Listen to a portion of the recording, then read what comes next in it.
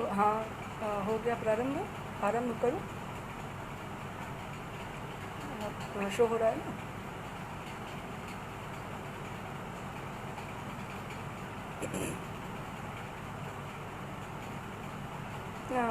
Live. हाँ हाँ, शुरू है।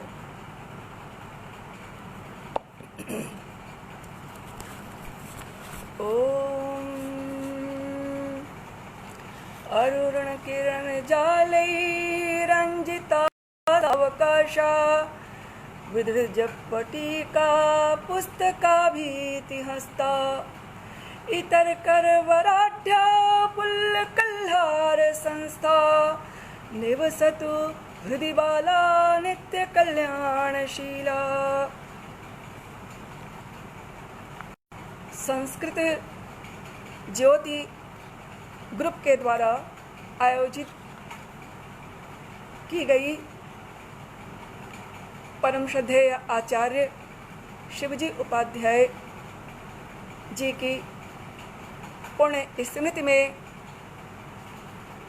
व्याख्यानमाला के सरणी में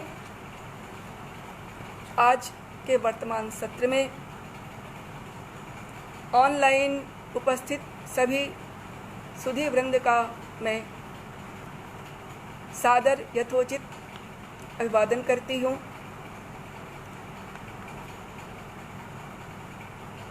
सारस्वत श्रद्धांजलि समर्पित करने से पूर्व सर्वप्रथम परम श्रद्धेय आचार्य पंडित श्री भाई को सादर प्रणति समर्पित करती हूँ, जिनका मुझ पर सदैव वात्सल्य रूप अनुग्रह रहा है। मैं काशी में आई तो उनके आशीर्वाद से मुझे प्रति क्षण प्रत्येक कार्यक्रम में सदैव प्रोत्साहन मिलता रहा है। आज वो वर्तमान समय में पार्थिव शरीर से नहीं है, किंतु उनकी यशः काया निश्चित रूप से चिरकाल तक सुरक्षित रहेगी। उन्होंने अपने संपूर्ण जीवन में अनेक शास्त्र सिद्धांतों के अध्ययन तथा प्रणयन में अद्योपांत जीवन व्यतीत किया। संपूर्णानंद संस्कृत विश्वविद्यालय के प्रतिकुलपति के रूप में उनकी प्रतिष्ठा रही। न केवल काशी अपितु पूरे भारतवर्ष में, क्या कहें संपूर्ण विश्व में उनकी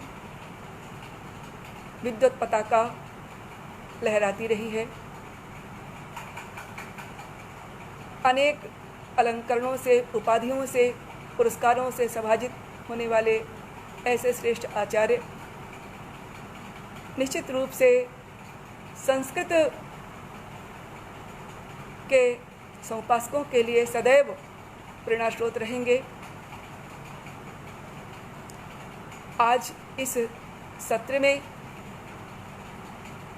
मैं उनके ही चिंतन से समाहृत करके अपने कुछ विचारों को आपके सम्मुख समुपस्थापित करूँ। आचार्य वर न केवल साहित्य अपितु दर्शन के भी बड़े ही मर्मज्ञ विद्वान थे। उनकी रचनाओं में एक रचना मुझे अधिगत हुई, साहित्य संदर्भा, जिसमें उन्होंने विविध बिंदुओं पर अपने बड़े गंभीर गूढ़ विचार प्रस्तुत किए हैं। मैं इसी रचना के एक बिंदु को लेकर आपके समक्ष उपस्थित हूँ। योग दृशा रस बोध, यह उनका एक उसी ग्रंथ में स्थित है लेख, जिसे मैंने पढ़ा, अनुभव किया। उनकी गंभीर चिंतन धारा को आज मैं आपके सम्मुख उपस्थापित करने जा रही हूँ। सर्वप्रथम रसबोधः, इसको देखें, आचार्य की कारिका को समुद्रित करना चाहती हूँ। रचना स्वादाह्लाद आनंद निर्वृत्ति भावना यत्परा यत्स्वरूपश्च सरसो भावकाश्रितः। अर्थात रचना, आस्वाद, आह्लाद, आनंद, निर्वृत्ति आदि रस का स्वरूप है, जो रस का पर्याय माना जा सकता है। यह भावक के आश्रित हुआ करता है। भावको भावका भाव्यम इति भेदस्तु लौकिकः तन्निष्ठस्ताविको नैव इतस्तत्व प्रकाशता। वस्तुतः भावना, भावक और भाव्य ये भेद तो लौकिक स्तर पर हैं, किंतु तन्निष्ठस्ताविको नैव, तात्विको नैव, इनमें तात्विक भेद वास्तविक रूप में नहीं प्राप्त होता। आचार्य आगे इसी रस तत्व की उद्भावना को परम रस, अत्यंत सूक्ष्म स्तर पर अनुभव करते हुए उन्होंने कारिका में रखा है। रसो अहम इति संबोधात तदाकार तया स्मृति साधारणेन सर्वेषां भावानाम एकतानता यत्र संजायते तत्र रसोहम इति संस्मृति रसनास्वाद निर्ह्लादेर तावत् कालम अलौकिकी निर्वृत्तिर्या परासेयम संविदेव चिदात्मिका। वस्तुतः यह जो त्रिक भेद है, यह त्रिक भेद रस की स्थिति में प्रविलीन हो जाता है और रसोहम इति संबोधात, रसोहम इस प्रकार के संबोधन से, इस प्रकार के अनुभव से तदाकार रूप में स्मृति जो उत्पन्न होती है, वही साधारणेन सर्वेषां भावानाम एकतांता, यही सारे पदार्थों का एकतांता अर्थात एकाग्र रूप में अनुभव कराने वाली रसात्मिका रसोहम इस रूप में संस्मृति है। रसनास्वाद निर्ह्लादेर तावत् कालम अलौकिकी निर्वृत्तिर्यासा परासेयम संविदेव चिदात्मिका। यह संविद जो रसना, आस्वाद, निर्ह्लाद के रूप में उस समय उत्पन्न होती है, यह अलौकिक, यही संविद चिदात्मिका है। वस्तुतः चिदचित भावभूयिष्ठा रसनक्रिया चिदात्मत्वाद अचिदात्मत्वाद अलौकिको लौकिकोपलौकिक रसः। वस्तुतः चिदचित भावभूयिष्ठा, यह जो रसन क्रिया है, यह चिदात्मत्वाद अचिदात्मत्वाद, चिदात्म रूप में अथवा अचित रूप में लौकिक और अलौकिक दोनों रूप में अनुभूयमान होती है। वह कहते हैं आगे, निर्वृत्तिश्चिति आह्लादो रसावस्थेति तद्विधा रसात्मैव रसः प्रोक्तो अनुभूतेश्च श्रुतेश्च स्मृते। अर्थात यह निर्वृत्ति जो चित्त का आह्लाद है, रस की अवस्था है, अर्थात आस्वादन की अवस्था है, यही रस का आत्मतत्व अनुभव भी में आता है और श्रुति और स्मृतियों में भी इसका बारंबार निर्देशन किया गया है। रसो वैसः, इस रूप में रसम भय लब्धा आनंदी भवति। श्रुति तैत्तिरीय यहाँ पर मैं कोट कर रही हूँ, उपस्थित कर रही हूँ। अर्थात वह रसरूप है। सोहम इत्येवं आकारात रसोहम इति संस्मृति। सोहम इस रूप में जो आकाराकारित रस की यह वृत्ति है, रस व्यापार है, अलौकिक रूप में यह ब्रह्मानंद परानंद चिदात्मानंद वृत्तिवत, यह ब्रह्मानंद परानंद चिदानंद रूप में तद्वत ही परम ही आह्लादकारी है। अनिर्वाच्यो अनुभूतित्वे निर्वाच्यस्तु आत्महेतुतः रसोयम तेन संप्रोक्तो ब्रह्मानंद सहोदरः। यह रसानुभूति की स्थिति वस्तुतः अनिर्वचनीय है अनुभूति के रूप में, इसीलिए इसे भी ब्रह्मानंद सहोदर की संज्ञा प्राप्त है। सहोदरत्वम सामित्वम समानो अनुभवोदयोः परात्म रसयोः काचित् स्थिरेषा विलक्षणा। यह जो स्थिति है सहोदरत्व अथवा साम्य, दोनों का अनुभव एक जैसा है, दोनों का समान अनुभव है। परात्म रसयोः काचित् स्थिरेषा विलक्षणा, ये परात्म अनुभव अथवा रस का अनुभव, रसानुभव, दोनों की स्थिति बड़ी लक्षण है, तादृश एक जैसी स्थिति है। तो ब्रह्मानुभूतिर्युक्त योगिनाम सदानंद उन्मेषात युञ्जान सुहृदामपि। यह जो तादृश अनुभव है, रसानुभव ब्रह्मानुभव सदृश है, यह योगियों के द्वारा भी अनुभूयमान जिस प्रकार हुआ करता है परम आनंद का, तद्वा उसी प्रकार से आनंद उन्मेषात, इस आनंद का जो राशि है, इसके उन्मेष होने पर युञ्जान सुहृदामपि, सहृदयों के भी अंतःकरण में योगी के समान ही अत्यंत ही आह्लादक निर्वृत्ति प्रद अनुभव होता है। यहाँ मैं गीता का एक उदाहरण रखना चाहती हूँ। सुखम आत्यंतिकम यत्तत् बुद्धिग्राह्यम अतीन्द्रियम, अर्थात सुख, जिस सुख के विषय में रस भी सुख का पर्याय है, आह्लाद है, और जिस सुख के विषय में गीता कहती है वह आत्यंतिकम सुखम, वह आत्यंतिक सुख है जो बुद्धि के ग्राह्य होने पर भी अतीन्द्रिय है। बुद्धिग्राह्यम अतीन्द्रियम, यद्यपि बुद्धि के द्वारा ही व्यापार से उसका ग्रहण होता है, किंतु वह अतीन्द्रिय है, ऐसा गीता में भगवान कहते हैं। तो दो वै भूमा तत्सुखम, जो भूमा है वह सुख है। रसो वै सह रसम है लब्धो आनंदी भवति, यहाँ इस रस की बात आनंद के रूप में जहाँ श्रुति कहती है, आचार्य ने इस अर्थ में यहाँ ब्रह्मानंद के साथ काव्यानंद के सहोदरत्व का तुलनात्मक समीक्षण करते हुए उसको तद्रूप बनाया और तद्रूप उपस्थित किया है। उसका भाव यहाँ पर यही है। अब इस संदर्भ में, श्रुति के संदर्भ में जब चर्चा हुई तो प्रश्न उठता है यहाँ पर कि ये दोनों ब्रह्मानंद और काव्यानंद दोनों सहोदर क्यों हैं, क्यों इन्हें सहोदर कहा जाता है? सहोदर का क्या अर्थ है, तात्पर्य क्या है? सामान्यतया अगर हम देखें तो एक ही अधिष्ठान से संभूत पदार्थ द्वय सहोदरत्व की संज्ञा को प्राप्त होते हैं, जिन दो पदार्थों का आश्रय अधिष्ठान एक ही है, वह दो पदार्थ अपने आप में परस्पर सहोदरत्व पदवाच्य हैं। तो इस दृष्टि से ब्रह्मानंद और काव्यानंद के सहोदरत्व की बात जो कही जा रही है, आचार्य ने योग की दृष्टि में रस का बोध कैसे होता है, किस प्रकार से दोनों को परस्पर समीक्षित करते हुए, उन्होंने समीक्षण करते हुए दोनों को एक साथ तुलनात्मक रूप में उपस्थापित करते हुए दोनों का स्वारस्य क्या है, दोनों का प्रयोजन क्या है, इस पर विशेष रूप से प्रकाश डाला है। वहाँ मैं अपनी काव्य योग के संदर्भ में बात रखने से पहले रस तत्व के विषय में जो परंपरा से चला आ रहा है, रस का संबोध अथवा प्रक्रिया, उस पर थोड़ा प्रकाश डालना चाहती हूँ।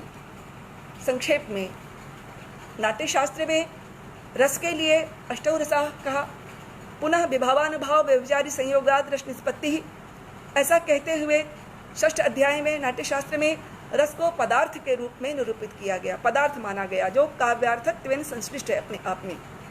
आचार्य अभिनवगुप्त ने इसे और स्पष्ट किया है, रसेन काव्यार्थ भवन या जायमानत्वात् रसः काव्यार्थः।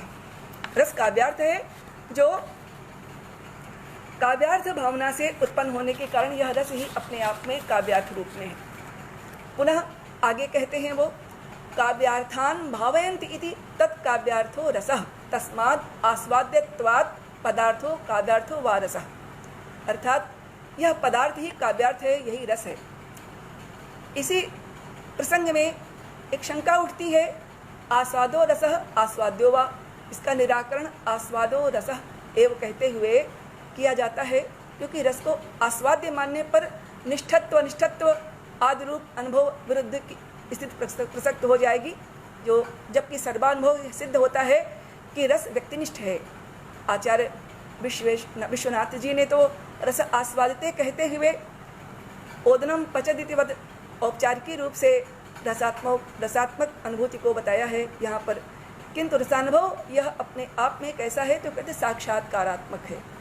साक्षात्कार होना अपने आप में इंद्रिय गोचरता है। यहाँ इंद्रिय गोचरता, इंद्रिय का सन्निकर्ष होने पर ही साक्षात्कार किसी भी पदार्थ का होता है। तो रसानुभव में साक्षात्कारात्मक यहाँ सिद्ध करते हैं आचार्य। काव्य में, नाटक में जो विभाव आदि के द्वारा आलम्बन उद्दीपन के माध्यम से चित्त में अनुभूयमान साक्षात्कृत रस है, वह अनुभव विषयता को प्राप्त होता है। ऐसा ही रसानुभव का प्रकार साहित्य शास्त्र की परंपरा में समादृत किया गया है। निष्कर्ष रूप में हम यह कह सकते हैं, सहजय सहृदय जन मनोभावानुभव ही रस है। सहृदय व्यक्ति के अंतःकरण में जो अनुभव होने वाला आह्लादक भाव वही रस है। यह रस मनसा आस्वादन रूप में है और विषयी निष्ठ है। आचार्य धनंजय ने एक स्थल पर कहा है, क्रीडताम मृण्मयीर यद्वत् बालानाम द्विरदादिभिः सोत्साह स्वते तदत् क्षोत्रणाम अर्जुनादिभिः। जैसे बालक मिट्टी के हाथी, पशु, मोर, सिंह आदि के साथ खेलते हुए वास्तविक जैसा समझ करके सोत्साह आनंद का अनुभव करते हैं, वैसे ही इन पदार्थों के साथ विवाह आदि के माध्यम से अनुभूयमान जो यह रस है, ये सोत्साह अपने आप में विलक्षण आस्वादनात्मक हुआ करता है। काव्यार्थ का आस्वादन अनुभव रस का तात्पर्य आचार्य अभिनवोत्पादाचार्य के अनुसार अगर हम देखें तो काव्यार्थ ही व्यंजना व्यापार विषयीभूत व्यज्यमान आस्वादनात्मक अनुभव के रूप में रसत्वेन परिणत होता है। इस प्रकार रसास्वाद से बौद्धिक प्रक्रियाजन्य आनंद और मानसिक प्रक्रियाजन्य अनुभव, इन दोनों का समवाय ही समझना चाहिए। यह काव्य, इसके अवगाहन का अधिकारी भी कौन है? आचार्य अग्निगुप्त के शब्दों में, स एव काव्याधिकारी यो ही विमल प्रतिभोच्छलत स्वच्छ विशद स्वांत हृदय। काव्यात्मक वाक्य श्रवणानंतरमेव वाक्यार्थ बोध समकालम समुद्भूतेन मानसिक बोधेन काव्य विषयाः साक्षात् क्रियमाणा अनुभव प्रत्यक्षी कार्यक्रियाम् उपगच्छन्ति। एष एव सहृदय संवादः स्वबुद्धिगत विषयानुभवः। काव्यार्थ संभेदात् आत्मानंद समद्भवः स्वादः एव प्रोच्यते तद्भाजश्च सहृदया भवन्ति इति। तात्पर्य यह है कि विमल प्रतिभा से उच्छलित स्वच्छ विशद निर्मल अंतःकरण में जो सहृदय का है, वहाँ ही काव्य का स्वात्म तत्व अनुभवनीय है वस्तुतः। और यह स्वानुभव प्रत्यक्षीकार की प्रक्रिया ऐसे ही सहृदय संवाद के रूप में बुद्धिगत विषय के अनुभव का स्वरूप बनती है। तो काव्यार्थ संभेदात आत्मानंद समुद्भव स्वादः। काव्यार्थ संभेद से जो आत्मानंद का समुद्भव होता है, वही स्वाद है, वही आनंद है, और वह सहृदय के अंतःकरण में होता है। इस प्रकार यह विवेचन सिद्ध करता है कि रसानुभूति अपने आप में मानस प्रत्यक्ष विषयात्मिका हुआ करती है। मनोविकारों के संदर्भ में अगर हम देखें तो उन अवस्थाओं का स्वानुभव होना उचित भी है। यदि इसको योग के पक्ष से हम देखें, योग दर्शन के पक्ष से विचार करें, तो निश्चित रूप से यह कहा जा सकता है कि दार्शनिक पदावली में कि कोई भी बाह्य पदार्थ इंद्रिया सन्निकर्ष के बिना नहीं प्रकट होता, बोध का विषय बनता, और जब पदार्थ के साथ इंद्रिया सन्निकर्ष होता है उस समय मन को आकर्षित ही करता है। परिणामतः मनोगत भाव विकार चित्त व्यापार के रूप में अनुभूयमान हुआ करते हैं। ये मनोविकार ही योग शास्त्र की भाषा में चित्त वृत्तिक व्यापार हैं। यह चित्त वृत्ति का जो व्यापार है, इसके संदर्भ में योग शास्त्र का दूसरा सूत्र कहता है, जहाँ योग का लक्षण बताया गया है कि योगः चित्तवृत्ति निरोधः। योग क्या है? चित्तवृत्तियों का निरोध ही योग है। तदा दृष्टु स्वरूपे अवस्थानम। उस समय दृष्टा की अपने स्वरूप में अवस्थान हो जाता है, प्रतिष्ठा हो जाती है। तो वह रस की निष्पत्ति के संदर्भ में अगर देखें तो काव्य में अभिमत रस निष्पत्ति हो अथवा चाहे योग का हो, दोनों ही योगजन्य संविद हो चाहे रस निष्पत्ति हो काव्यात्मिका, दोनों ही स्थलों में साधन तो चित्तवृत्ति ही बनती है। चित्त यानी अंतःकरणात्मिका बुद्धि ही हुआ करती है, चित्त नहीं। चिति अपरिणामिनी है, इसलिए चिति चिदात्मा अथवा चेतन नहीं है, क्योंकि योग में या काव्य में जो भी अनुभव है वह अपने आप में निश्चयात्मा बुद्धि का ही परिणाम है। यह अनुभूति ही अध्यवसाय अपने आप में है और अध्यवसाय ही ज्ञान रूप में है, बोध है। बोध उसका तद्गत धर्म है अध्यवसाय का। यह ज्ञानात्मिका जो प्रक्रिया है यह परिणामतः विकार उत्पन्न करती है। चित्त तो अपरिणामी है, अविकारी है। इसलिए जितना भी अंतःकरण का जो व्यापार है, बौद्धिक व्यापार है, चाहे वो अनुभवात्मक हो चाहे वह बौद्धिक हो, दोनों ही बौद्ध व्यापार है, दोनों ही चित्त का व्यापार है अपने आप में। अभिनवगुप्त पादाचार्य ने रस चर्वणा को अपने आप में प्रत्यय ही अर्थात एक प्रकार का बोध प्रकार ही स्वीकार किया है। जिस चित्त में रसानुभूति उत्पन्न होती है वह अपने आप में जड़ात्मिका नहीं है, वहाँ स्व पर संवेदन क्षमता होती है। अतः रसानुभूति या रस चर्वणा ज्ञान रूप ही है और यह योग शास्त्र के अनुसार अपने आप में क्या है, वहाँ पर योग शास्त्र में की भाषा में अगर हम कहें तो यह आनंदमय संवित है। यह आनंदमय संवित है जो स्व पर संवेदन क्षमता है, जो रसानुभूति है, रस चर्वणा है। यह रस चर्वणा का जो बोध है यह आनंदमय संवित ही है, कोई और दूसरी चीज़ नहीं है। योग शास्त्र की दृष्टि में ऐसा आचार्य उपाध्याय जी ने अपने उस ग्रंथ में समीक्षण करके उल्लेख किया है। तो योग की रसानुभूति का आश्रय बनने वाली जो चित्तवृत्ति है, इसको और काव्य के आनंद की जो रसव व्यापार वाली जो चित्तवृत्ति है, दोनों का समीक्षण अगर किया जाए तो मुझे लगता है कि दोनों को एक साथ अगर समानांतर लेकर चलें और दोनों का तात्पर्य निकालें कि दोनों का निष्कर्ष क्या है अपने आप में, तो बहुत ही स्पष्ट रूप से विदित हो जाएगा। जहाँ योग सूत्रकार कहते हैं हेयम दुखम अनागतम, अर्थात योग क्या है, यह अनागत दुख का प्रशमन ही है। ऐसा हेय, ऐसे त्याज्य, अनागतम जो भविष्य में आने वाला है, क्योंकि यह सत्य है कि जो दुख प्राप्त हो रहा है, प्राप्त स्थिति में योगारूढ़ है, वह दुख अपने आप में प्रारब्ध है और प्रारब्ध का किसी प्रकार से क्षय नहीं माना गया है, योग शास्त्र नहीं मानता है। वहाँ पर स्पष्ट कहता है कि वस्तः कि प्रारब्ध का जिस कर्म संस्कार का प्रारंभ हो चुका है फल भोग, वह अपने आप में भोक्तव्य ही है। अवश्य में भोक्तव्यम कृतम कर्म शुभा शुभम। तो उस स्थिति में जो आरूढ़ है, जो प्रारंभ हो चुका है, वह दुख तो भोगने बिना काम नहीं चलेगा, उसे भोगना ही पड़ता है। किंतु अनागत दुख ही है उसके विषय में ही योग का प्रयोजन सिद्ध होता है।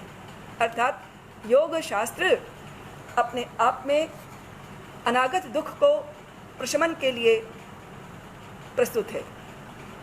तो काव्य का प्रयोजन, इधर देखें दूसरे अर्थ में काव्य का प्रयोजन वर्तमान दुख का अपनोदन, वर्तमान कालिक दुख का अपनोदन, यह काव्य का प्रयोजन है। दुखार्ता नाम क्षमार्ता नाम शोकार्ता नाम तपस्वी नाम दृष्टांत जन्मम काले नाट्यम एतद् भविष्यति। अर्थात हर तरह से जो पीड़ा से भरे हुए हैं, दुख में हैं,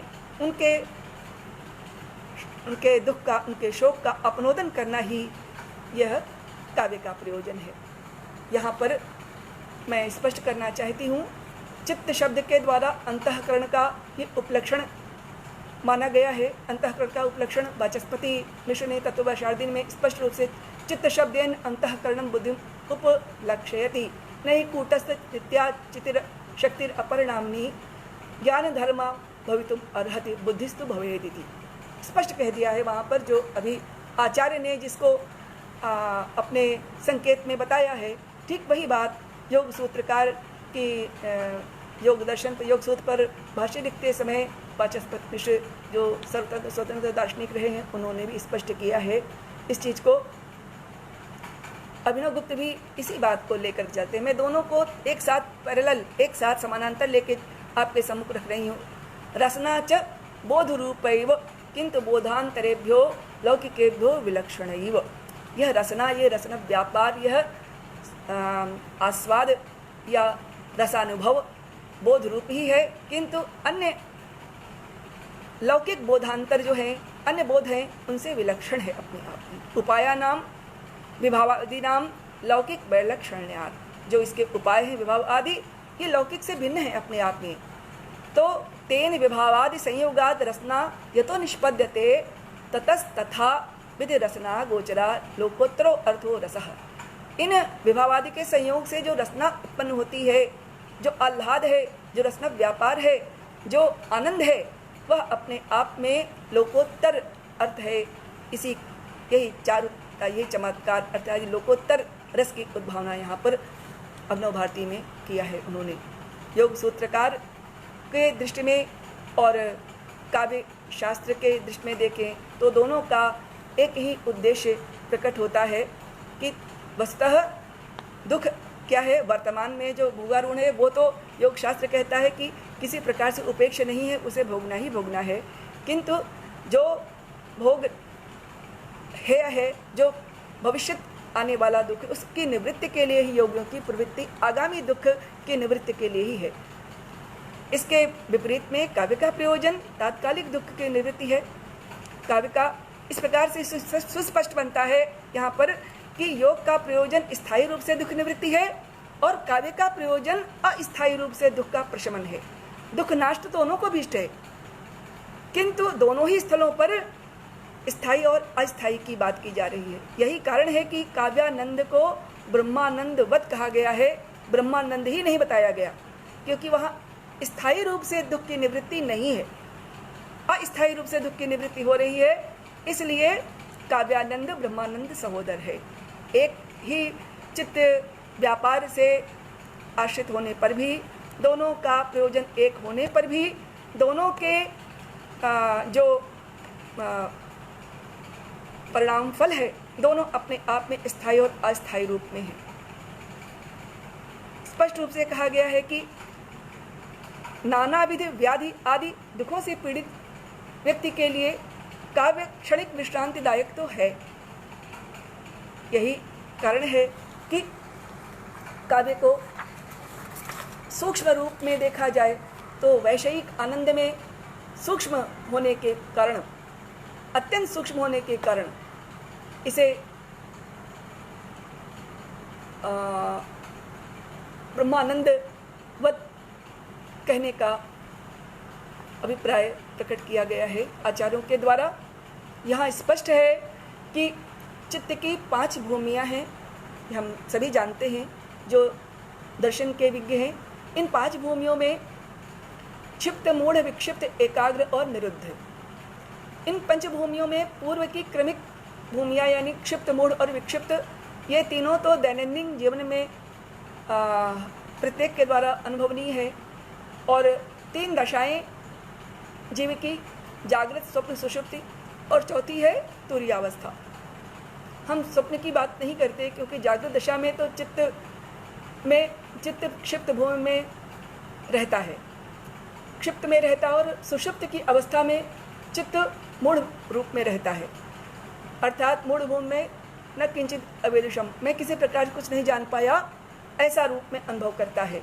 गाढ़ निद्रावस्था में इन दोनों अवस्थाओं के साथ चौथी अवस्था की अगर बात करें तो चौथी अवस्था में निरुद्ध रहता है चित्त, अर्थात इस अवस्था में जब संस्कार शिशु अन्य विराम प्रत्याभ्यासात पूर्व संस्कार शिशु अन्य। सूत्रकार कहते हैं असंप्रज्ञात योग की लक्षण में कि यहाँ इस अवस्था में चित्त संस्कार सारे निरुद्ध हो जाते हैं और केवल अवस्था में होता है। उस स्थिति में असंप्रज्ञात समाधि की दशा में वह केवल असंग रूप में अनुभव करता है अपने आप को। अब प्रश्न उठता है, एक भूमि हमने अभी बीच में रोक रखी है बताने के लिए, वह है एकाग्र भूमि। एकाग्र भूमि में चित्त की अवस्थित होने पर ही किसी भी प्रकार का कोई भी ज्ञान एकाग्र भूमि में ही उत्पन्न होता है, अन्य किसी भूमि में नहीं हो सकता। तो चित्त की एकाग्र भूमि में अवस्थित होने पर संप्रज्ञात समाधि को महर्षि पतंजलि ने और व्यास मुनि ने अपने भाष्य में सुस्पष्ट किया है वहाँ पर कि संप्रज्ञात समाधि की दशा में एकाग्र भूमि में चित्तवृत्ति अवस्थित होती है, सत्व का उद्रेक होता है और जागृत अवस्था की यह विशिष्ट दशा है अपने आप में।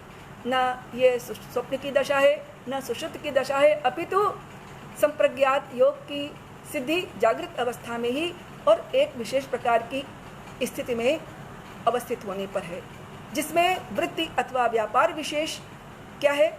चित्त का तन्मयी भाव होना, किसी साधक का किसी भी बिंदु को लक्ष्य करके एकाग्र भूमि में अवस्थित होना ही समाधि अपने आप में।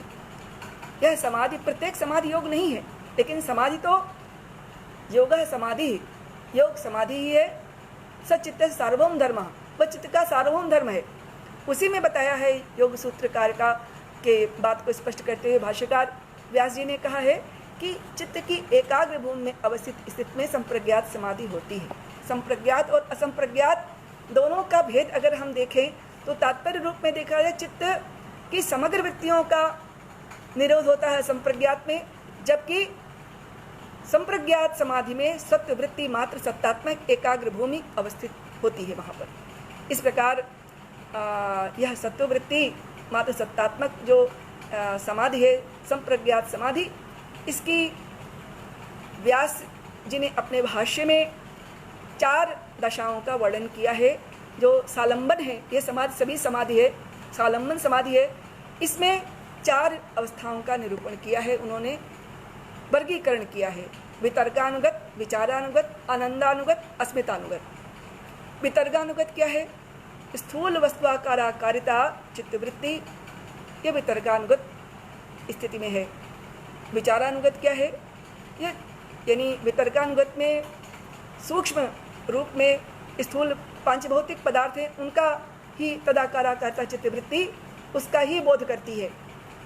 विचारानुगत स्थिति में सूक्ष्म वस्तुआकारिता चित्तवृत्ति 5 तन्मात्रों के आकार का अनुकरण करती है, इसलिए तत् विषय विशेष से भाविता चित्तवृत्ति विचारानुगत स्थिति में संप्रज्ञात कोटि की आती है। आनंदानुगत स्मृति जो है एक चित्तवृत्ति है, आनंदानुगत तीसरी कोटि है, जिसमें आह्लाद में तदाकाराकारता चित्तवृत्ति हुआ करती है। चित्त संबित आह्लाद में तदाकाराकारता हो जाती है। आह्लाद क्या है? अपने आप में आह्लाद है सुख। इंद्रियों का अनुगमन करने वाली तदाकाराकारता चित्तवृत्ति सुख अथवा निर्वृत्ति, चूंकि इंद्रियों को सुख इसलिए कहा जाता है क्योंकि सत्वम लघु प्रकाशकम और सत्व प्रधान से इसका उद्भव होता है। अहंकार से जन्म होने के कारण, सत्व प्रधान अहंकार से उत्पन्न होने के कारण यह इंद्रियों का अनुगमन करने वाली आनंद का अनुगमन करने वाली चित्तवृत्ति कहलाती है। चौथी है अस्मितानुगत। यह यहाँ पर दृक् और दृश्य का यानी बुद्धि और पुरुष का दोनों का दृक् दर्शन शक्ति और एकात्मतेव अस्मिता। सूत्रकार ने सूत्र वहाँ स्पष्ट किया है कि दृक् शक्ति और दर्शन शक्ति दोनों की एकात्मता ही अस्मिता नामक वृत्ति है। तो अस्मिता का अहंकाराकारता जो चित्त वृत्ति है, ये अस्मितानुगत समाधि की कोटि है। उल्लेखनीय है यहाँ पर अस्मितानुगत और वैराग्य, इन दोनों को अधिकृत करके अहम ब्रह्मास्मि इस प्रकार से जो महावाक्य है, यहाँ पर अखंडार्था बोधपरा जो साक्षारात्मिका जो अनुभव है, वह वृत्ति है, अनुभव रूपा जो वृत्ति है, यह उत्पन्न होती है उस स्थिति में जिसका पर्यवसान, जिसका परिणाम अपने आप में विवेक ख्याति है। ये तो योग सूत्र की इस भूमिका प्रसंगतः मैंने आपके सम्मुख थोड़ा सा विवेचन किया है, किंतु हमारा प्रमुख ध्येय है कि रसबोध चित्त की किस अवस्था में आकर अनुभवनीय हुआ करता है। तो योग शास्त्र में योग दर्शन कहता है आनंदानुगत संप्रज्ञात समाधि चित्त की रसावस्था है। योग भाष्यकार ने संप्रज्ञात समाधि में वर्णन किया है, यस्ते एकाग्रे चित्तम सद्भूतम अर्थम प्रद्योति क्षिणोति च क्लेशान निरोधम अभिमुखम करोति ससंप्रज्ञात योग इत्याख्यायते। पहले सूत्र का ही भाष्य है। यस्त एकाग्र चित्ते, जहाँ एकाग्र चित्त में सद्भूतम अर्थम प्रद्योत्यति, सद्भूत अर्थ का प्रकाशन होता है, क्लेशांच क्षिणोति, और क्लेशों को क्षीण होता है। भाष्य कहता है कि जहाँ क्लेश अविद्या अस्मिता रागा द्वेषाभिनिवेश आज जो पंच क्लेश हैं ना, अविद्या अस्मिता राग द्वेषाभिनिवेश, ये पंच क्लेश, इनका जो है इनको क्षीण होता है, श्लथीकरण होता है और निरोध का अभिमुख्य होता है, निरोध की ओर उन्मुखता बढ़ती है, वह संप्रज्ञात योग नामक समाधि संप्रज्ञात योग की कोट में जाता है। आचार्य वाचस्पति मिश्र ने इस व्यास भाष्य पर अपने टीका में तत्ववैशार्दी में भूतम शब्द का अर्थ स्पष्ट किया है, किसी भी वस्तु पर समारोपित धर्म का होना। कस्मिंश्चित् वस्तुनि समारोपितम अर्थम निर्वर्तयति, किसी भी वस्तु पर समारोपित अर्थ को वह संपन्न करता है, अर्थात एक किसी आलम्बन विशेष को लेकर उसमें आरोपित होकर चित्त उसको संपन्न करता, उसका पूरा जो है बोध कराता है। तो अगर ऐसा नहीं मानेंगे तो चित्त की एक दशा ऐसी है, गाढ़ावस्था जब निद्रा की होती है, उसमें भी स्वाश्रयभूत चित्त एकांतम स्थिति में अवस्थित रहता है, तो उस पोजीशन में वहाँ पर वह यह लक्षण वहाँ भी चला जाएगा। तो उस स्थिति में बताइए सद्भूतम अर्थम प्रद्योत्यति, स्पष्ट कर दिया है उसको यहाँ पर। और यहाँ पर उन्होंने ही अपने भाष्य में स्पष्ट किया है, सत्पद का अर्थ शोभन रखा है, सत्पद का अर्थ उन्होंने शोभन अर्थ में किया है। इस अवस्था में सत्वगुण का प्रकर्ष है, इसके अतिरिक्त तमोगुण का तो अर्थ अशोभन अर्थात क्लेश हेतु होने के कारण कदापि वर्ण नहीं है। तो तादृश शोभन अर्थ सद्भाव का प्रद्योतन करने वाली, प्रकाशन करने वाली तत्वज्ञानेन अनुभवेन वा जायते, वहाँ पर स्पष्ट किया है कि तत्वज्ञान अथवा अनुभव से वहाँ उसका बोध होता है, आविर्भाव होता है। इस अर्थ में देखें तो काव्य हो और चाहे योग शास्त्र हो, दोनों में अविद्या का उच्छेदन तो जो किया जा रहा है परोक्ष रूप में ही अभिमत है, साक्षात रूप में नहीं है। इसके साथ साथ यह भी स्पष्ट हो जाता है यहाँ पर, यह प्रकृष्ट सत्व रूपात्मक संप्रज्ञातावस्था ही है जो रसानुभव के भूमि है, क्षेत्र है। नाट्यकार ने, नाट्यशास्त्र के टीकाकार एक आप सभी जानते हैं, क्योंकि रस बोध की प्रक्रिया में संप्रदायों का विभाजन हो गया, रस सूत्र के ऊपर लिखी गई बहुत सारे काव्यशास्त्रियों ने अपने अपने विचार व्यक्त किए हैं, उनमें भट्टनायक एक हैं। भट्टनायक ने अपनी टीका के रसचरणा की निष्पत्ति में उन्होंने जो भोजकत्व व्यापार की प्रक्रिया का निरूपण किया है, वहाँ इसी विशेष शरण का आशय लिया है। उनका काव्य प्रकाश में अभिमत है, सत्वोद्रेक प्रकाशानंद में संवित विश्रांति सतत्वेन भोगेन भुज्यते, अर्थात सत्वोद्रेक प्रकाशानंद, सत्वोद्रेक की अवस्था में प्रकाशानंद में जो संवित है, आनंद में संवित, यही विश्रांति की ओर उन्मुख होने के कारण भोगेन भुज्यते, यही तत्काल में रस रूप में भुज्यमान है। विभावादि साधारणीकरण के अनंतर सहृदय सामाजिक के अंतःकरण में रजस तमस का अभिभव करके जो सत्वोद्रेक की स्थिति आती है, वह सत्वोत्कर्ष की स्थिति में बुद्धि प्रकाशित होती है और वह बुद्धि का अनुभव आनंद रूप में हुआ करता है। यही बुद्धि आनंद में संवित कहलाती है, यही बुद्धि आनंद में संवित कहलाती है। सत्वोद्रेक प्रकाशानंदमय संवित विश्रांति, इसका अभिप्राय यही है। विश्रांति सतत्व का तात्पर्य निरोधोन्मुखी भावो, अर्थात इसी अवस्था में तो आगे इसका अभ्यास करने पर इसकी चरम अवस्था में तत्परम गुण वैतृष्णम पर वैराग का जन्म होता है।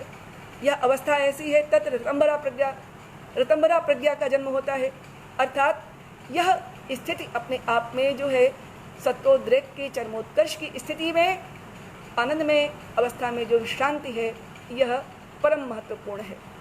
योग शास्त्र में संप्रज्ञात समाधि के द्वारा स्पष्ट रूप से कहा गया है कि कर्म बंधन श्लथ होता है और